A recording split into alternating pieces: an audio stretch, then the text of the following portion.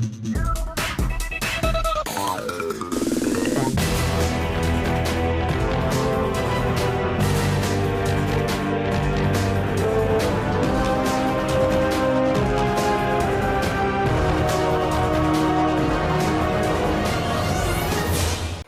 up YouTube, Dale here from Zephyr War Games, and today I am bringing you an update to Dark Magician. Now obviously, as you all know, Dark Magician is my favourite deck. It did get a bit of a knockback from the ban list, and I've been spending a bit of time trying to look at different alternatives, different routes, and actually been going back and forth with a lot of conversations in order to kind of update the deck and make it just as powerful and as relevant. Now the deck still has the same power ceiling as it did previously because our boss monster in the form of Red Eyes Dark Dragoon has not changed. However, what has changed is the format has become more open in order to deal with it, and we've lost a huge consistency factor in order to get to Verte Anaconda. But with all of that out of the way, I am going to take you through this particular build. I'm going to show you the changes I've made, why I've made them, and how it still works. And at the end, I'll also show you a couple of combos of how the deck still operates and can still operate at its max potential with what it has. Obviously, shout out to Yasser as well. I was having conversations about his personal build through Instagram, and it kind of inspired me to put this back together and profile it for all of you. So, with that out of the way, please smash that like button, hit that notification bell, and subscribe so you don't miss out on any more upcoming content. Before you guys ask as well, these border sleeves are from Man and Moon. Sadly, they are sold out, but I do have a spare pack, so I might be considering doing a giveaway a little bit later on with those, but I need a bit of time to figure that one out. Anyway, let's dive head first into the profile. So you start off with 2 Dark Magicians. This is just the right ratio right now for this deck. You don't want 3, it can get very, very bricky. In the past, what you've also lost by losing Verte Anaconda is you've lost a consistent way of Foolish Burial and Dark Magician, meaning that you no longer need to use Dark Magician Girl, and you can cut back on the Soul Servant, which will all be highlighted throughout this profile. The next monster we have is Red Eyes. Now, of course, this does kind of preempt what is going to be in this particular build. That's right, we are relying on Red Eyes Fusion. Red Eyes Fusion is still an incredibly powerful 1-card combo that gets you into Red Eyes Dark Dragoon. Keeping in mind that Dragoon himself is a 2-card combo because he will require a card to discard in order to become that Omni Negate. The best thing about Dragoon as well, which also is a position you could shift this deck into, is he's a very good go second option. Keeping in mind that if you were to Dark Ruler your opponent's board, Red Eyes Fuse into Red Eyes Dark Dragoon, you can still pop 2 cards for pretty much free, and then you're able to kind of build a back row protective board from there. So if you wanted to adapt the hand traps that I've put into this build, or you wanted to adapt some of the other cards to a more controlled build, you can do that as well. A 2 and a 1 works out perfectly fine. We've still got Triple Magician Souls, and we still have Triple Magician's Rod. Now, between these 2 cards, these are the new 2-card combo which basically get you into a Verte-esque card. And what we mean by that is you would use Magician's Souls to summon out Dark Magician, you would normal summon Magician's Rod to search out Soul Servant, you would activate Soul Servant to put the Tomias Dragon onto the top of the deck, you would then banish the Soul Servant to add or draw the Tomias Dragon. You then use Tomias Dragon's effect to tribute off Rod to special summon itself, and then you use its other effect to fusion summon used in the field or hand, which will then guarantee to give you a Dark Dragoon, but you'll only be able to get 1 pop off of it. The issue throughout that entire combo is it does seriously struggle by Ashes, Imperms, and Veilers, which is why the Red Eyes Fusion is still such the best way to go, because the only hand trap it loses to is Ash, which is incredibly prominent right now. But we do play a card in our deck in order to kind of counteract that. We are still playing 2 Illusion of Chaos alongside the 1 Soravus. Now, obviously, as I explained, this particular 2-card combo here loses to everything from Veilers, Imperms, and Ashes. So you need to be able to kind of combat where at all possible. And I feel that a searchable card that says you cannot target my monster or negate an effect that does target it is very, very important. Not to mention it's a dragon as well, so it can serve double purpose. 2 Illusion of Chaos works out incredibly well for me. I've never really wanted a 3rd, and I also only play 2 Preparation of Rites because it's kind of one of those cards, Illusion of Chaos, that once you've got it, that's it. You don't really need to get to a 2nd copy because you do sometimes keep it in the hand, or you're going to be looping other cards around.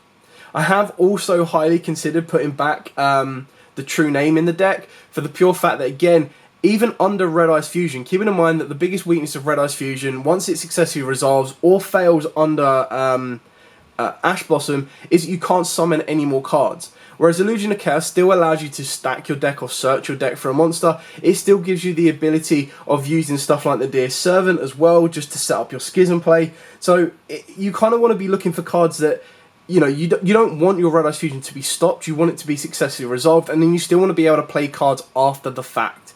In Red Eyes, or in this deck, you don't want to just set Magician's Rod because it doesn't do anything.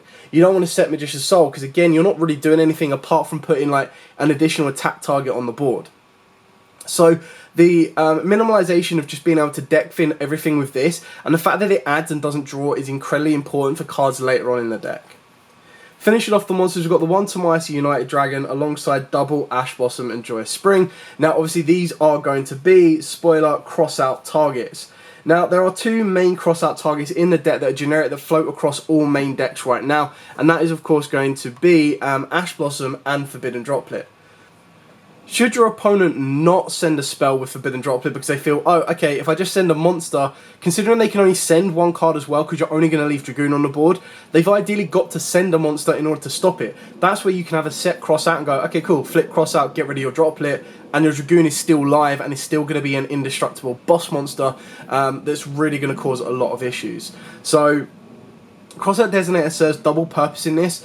Both for one of our biggest weaknesses and one of our, for the Red Eyes Fusion and for Dragoon itself as well. When we go into stuff like Dark Ruler No More, when we go into stuff like Super Poly, that's where the side deck comes into play for Secret Village and everything else like that. I would put it in the main, but the way I see it is, Crossout is good going first and second. At the end of the day, as long as I resolve my Red Eyes Fusion, I should be able to break any board, and that's where Droplet comes into play, because Droplet can then turn off the board, and then Crossout Designator can then go, cool, excellent, I'll protect you from Ash. You get Dragoon on the board, Dragoon just then goes, cool, effect, pop, attack, pretty much you're pushing for game there already. The last kind of monsters into spells is the 1 Ecclesia, the 1 Fleur de Lis, and the 2 Nadir Servant. Now, obviously, Nadir Servant itself is a 1-card power play to Winder, and the way that works, for those of you that aren't completely clear on it, is you activate Nadir Servant and you send Shaddoll Apkallone, which is this one here, from the extra deck to the graveyard. That will then let you search out your Ecclesia, but then you'll also be able to trigger the Apkallone effect. That will then allow you to search out Shaddoll Schism from the deck and discard a card of your choosing. Mainly, you could discard the Ecclesia if you've already activated Red Eyes Fusion, because you're not going to summon Ecclesia that turn. If you've already activated Red Eyes Fusion, you could go for a Fleur de Lis just to have an additional monster on the board, but 9 out of 10, you just discard the one you searched off in the Nadir Servant in order to guarantee exactly what you need. You'll already have a Dark in the graveyard, whether it be Red Eyes or Dark Magician, because of Red Eyes Fusion itself. So then straight away all you need to do is set that Schism, pass, and as soon as it gets into your opponent's main phase, you can flip that Schism, banish the Red Eyes or Dark Magician from the graveyard, banish the El Shaddoll Apkallone, and summon out a Winder. Keeping in mind as well that if your opponent puts a Dark on the board, you then get to resolve the rest of the Shaddoll Schism effect and send that monster as well. So keeping in mind that if they were to go, and I don't know why they would do this, but let's say they got to the main phase and they went Branded Fusion, for example, okay?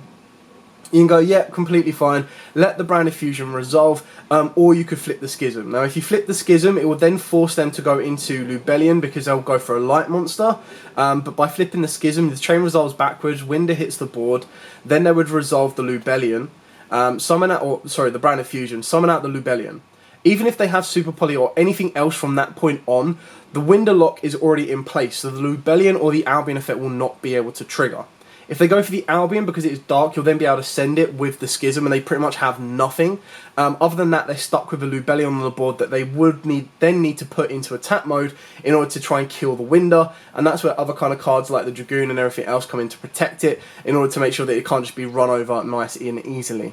But still, regardless, you would have burnt out their Lubellion play, meaning they already lost resource, they're not able to spin back into the deck. So that's it for like the monsters and then their supporting spells directly. Moving on to the power play card, or the main Mac Daddy card itself, and that is Red Eyes Fusion. Now we're maxing out on this. You could play stuff like Red Eyes Insight and the Metal Dragon, but the idea is we're actually going to be playing Pot of Prosperity. Now the reason we're playing this is because we're basically trying to dig for our power cards. You want to be able to see, after you've basically tried to mill your own deck by going through stuff like Illusion of Chaos, Preparation of Rites, everything like that. You want to do everything you can without normal summoning to activate Prosperity, banish 6, and the 6 is actually very easy to do because you've got spares of stuff like the Dark Magician, the Dragon Knight. You've got the Link Climb plays here as well. You've also got 2 additional fusion monsters as well that you can get rid of. I'll explain the Guardian Chimera when we get to it. So you've got plenty of easy targets to banish off the Prosperity, and the idea is that if you've already got Red Eyes Fusion, you're trying to bait out an Ash Blossom, you're trying to get to an Nadir Servant, so that even if your opponent does, like, you would activate the Nadir Servant, and keep in mind again as well, by activating the Nadir Servant, you're not locking yourself out of activating Red Eyes Fusion. So you can activate Nadir Servant, your opponent can go, oh right, they're playing some Invoke Dogmatica, I'll Ash that, and you go, okay, the only downside of that is you're then locked out of the extra deck. So it's something that you kind of puts your opponent under a false sense of understanding that even if they were to just go, okay, cool, I'll stop the Red Eyes Fusion, you still have additional plays to make as well. The other power cards that we'll be digging for will be Forbidden Droplet. Now, the idea behind this is if you don't have Forbidden Droplet, your next best alternative would be Forbidden Chalice. You could also go for Dark Rule and no more, but the reason we've got Chalice is it gives you that ability to play during your opponent's turn as well. Droplet should be a little bit cheaper next week when they drop in their reprint of the Legendary Duelist. I believe it's like Season 8 or 9. But they're still sitting, I believe their pre-orders are about £40 to £50 on Tier 0 games. So they're still exactly not budget, but then they are confirmed to be reprinting in the Megatins as well. But the idea is that going second, your Prosperity is then such out your Red Eyes Fusion or your Droplet. Your Red Eyes Fusion is your main target, but then you want to be able to protect it where at all possible, which is why you've got these power cards as you see in front of you. We've then got 2 Soul Servant. Now this isn't anywhere near as great as it once was. So like I was saying, under Verte, what it gave you the ability for is it gave you the ability of Magician Souls would send Dark Magician Girl, and then Verte would send Dark Magician, meaning this would be a draw 2. Annoyingly, this is no longer a draw 2. It will be at maximum in this deck a draw 1. If you wanted to put Dark Magician Girl in here, you could, but it doesn't serve any other future purpose because you've got no other fusion targets. We're not playing a rank 6 engine. We're not playing the Diviner Synchro engine for Zolkin and Crystal Wing either. So it's got a lot less appliance in this particular deck because of the loss of Verte. It's less consistent to resolve. So all you're really doing with this is using it as fodder to search. Also, you're not relying on its draw as heavily because Prosperity has taken its place in form of its just pure fact that it lets you look at 6, and all you're trying to get to is your power card right there. We've then got the Dark Magical Circle alongside a single Magicalized Fusion, a single Call by the Grave, and then of course a final Secrets of Dark Magic. Now this is part of the 2-card combo, or can be part of a 2-card combo as well, because if you've got that ability, what you can do is you've got the ability to search this off of Rod, and then you can set this during your turn. The best thing about this is it lets you fusion summon any fusion monster from the extra deck, but you have to use Dark Magician or Dark Magician Girl. And the best thing about that is as long as you've got a Dark Magician, you can actually get into Guardian Chimera. So you play stuff like Eternal Soul, you activate Eternal Soul, bring back Dark Magician, flip Secret of Dark Magic, straight away your Secret of Dark Magic could then use cards like your Dark Magician plus 2 monsters in the hand or monsters on the field, as long as you use 1 from each place, and that will then give you a Guardian Chimera. It is not ultimately foolproof because what this will need you to do is you then still need to get to a dragon and you need to be able to get to Dark Magician. So it does give you a kind of options to play around with it, but it's still another route that if you hard draw a Red Eyes, or if you get into the Timaeus Dragon and you've got no way of getting it to the board, but you've got a Dark Magician in the hand and you've got a Rod, you still have plays to get to Dragoon. It is so important in this deck right now that you have to get to Dragoon, sadly enough, that it is kind of what you need to be looking for.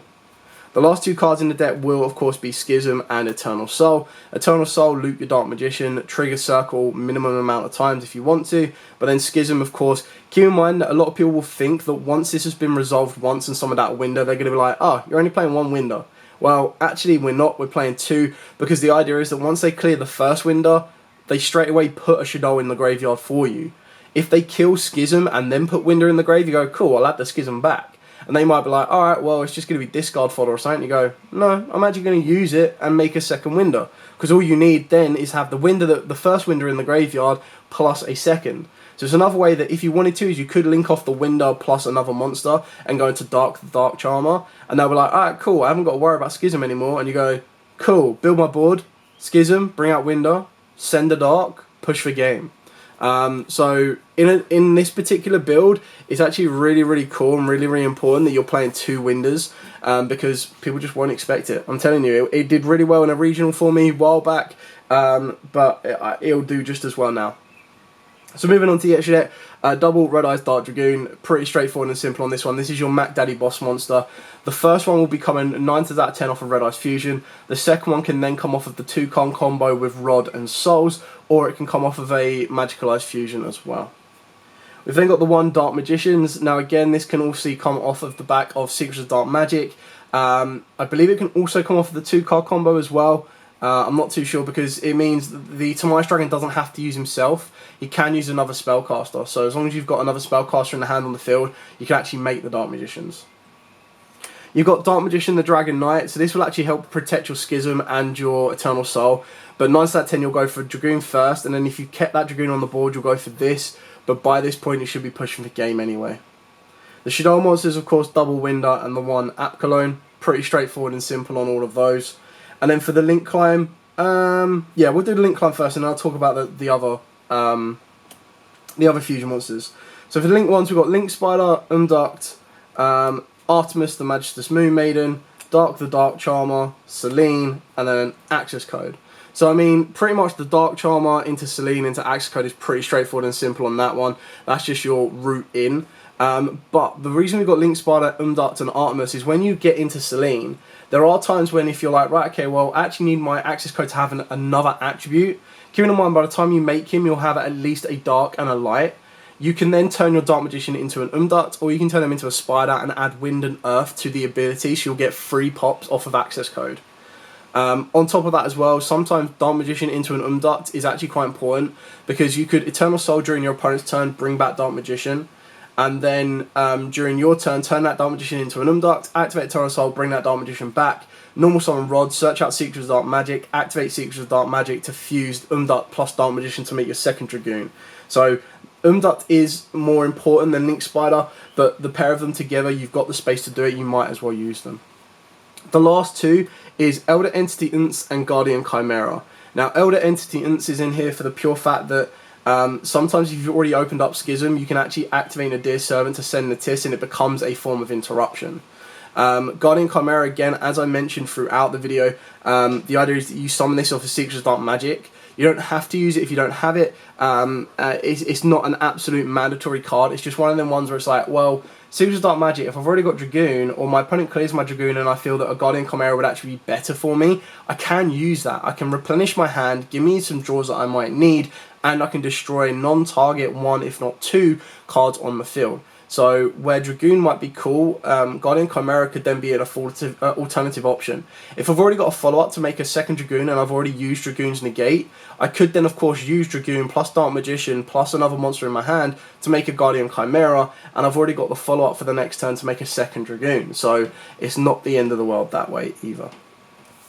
So that's it for the main deck. I'm going to show you the 2-card combo. I mean, we've basically know what the 1-card combo is with Red Eyes Fusion. That's all pretty straightforward and simple. The 2-card combo pretty much consists of Rod and Souls. Now, keeping in mind as well that in theory, when you're thinking about consistency, is you're playing 3 Rod, you're playing 3 Souls, and then you're playing 4 copies of Illusion of Chaos in theory, because you play 2 Illusion of Chaos plus 2 Preparation of Rites. So all you need to do is hard draw one of these 2, and then get to a root of this, which will guarantee you the other option. So this isn't the best combo because it is susceptible to quite a lot. The best one is quite simply get to Red Eyes Fusion. You're only going to lose to an Ash. So you minimise your chances of losing that particular play. So what you're going to do here is you're going to normal summon the Rod. Rod will then trigger its effect and it will search you out your Soul Servant. You'll then use Magician's Souls to send Dark Magician from the deck to the graveyard, but you're actually going to summon the Dark Magician. It's a shame that we don't get to use the draw, or it's less relevant to use the draw of souls right now, but unfortunately it just is what it is. You activate the Soul Servant, which lets you stack a card that lists Dark Magician in its text, so that lets you put Tamais, the United Dragon, onto the top of the deck. You can then banish the Soul Servant to draw the United Dragon because you control Dark Magician. Tamais Dragon's effect, you tribute off the Rod because it lists Dark Magician in its text to summon itself down. to my Dragon's effect to fuse with the field or hand and go straight into a Dragoon. Now, obviously, technically it's a 3-card combo because you need that additional card in the hand to be discarded, so keep that in mind as well. Everything you do involving Dragoon is add 1 more card to it for the pure fact that it needs to discard. There's no point in making a Dragoon unless you're going second and you're not worried about their board trying to negate you, to be able to pretty much rip them apart. So that is it for the profile, guys. Sorry that I've got a little bit horsey towards the end of the video. I'm still recovering from I think like my 2nd or 3rd batch of COVID, which really sucks. But I kind of really wanted to do this video. I was on the up, and I was like, I have to do, like, my comeback video has to be Dark Magician, because Dark Magician is king. Like, it is my favourite deck. Absolutely love it. And any chance I get to update it, show it off, and kind of give you guys new views on it, or alternative views as well, is always worth doing. Anyway, thank you so much for watching. Don't forget to like, comment, subscribe, share. If you do have any questions at all, by all means, please reach out to us on Instagram, Facebook, or more directly will be through the YouTube comments down below, because they are the ones that I get access to a lot quicker and easier, and I'll be more than happy to answer them for you. As absolutely always, guys, stay safe, and of course, happy dueling.